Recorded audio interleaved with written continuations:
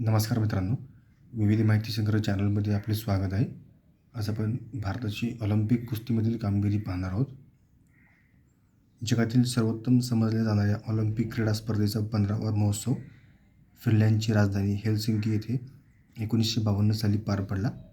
तेथे खाशाबा जाधव यांनी भारताला कुस्ती या खेळ प्रकारात कांस्यपदक मिळवून दिले. ऑलिम्पिक क्रीडा स्पर्धेत भारताला मिळालेले हे पहिले पदक होय. सुशील कुमार 66 किलो वजनी गटात कांस्यपदक Beijing Olympic. Sushil Kumar 66 kilo वजनी गटात रौप्य पदक London Olympic. Yogeshwar Dutt 60 kilo वजनी गटात कांस्यपदक London Olympic. Sakshi Malik 58 kilo वजनी गटात कांस्यपदक रिओ ऑलिम्पिक.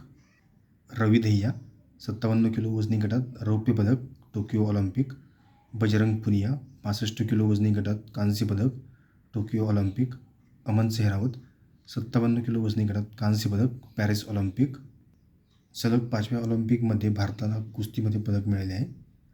अमन सेहरावत ठरला सर्वात तरुण ऑलिम्पिक पदक विजेता. वय 21 वर्षे 24 दिवस. धन्यवाद मित्रांनो, संपूर्ण व्हिडिओ पाहिला त्याबद्दल. व्हिडिओ आवडला असेल तर लाईक, शेअर आणि सबस्क्राईब करा.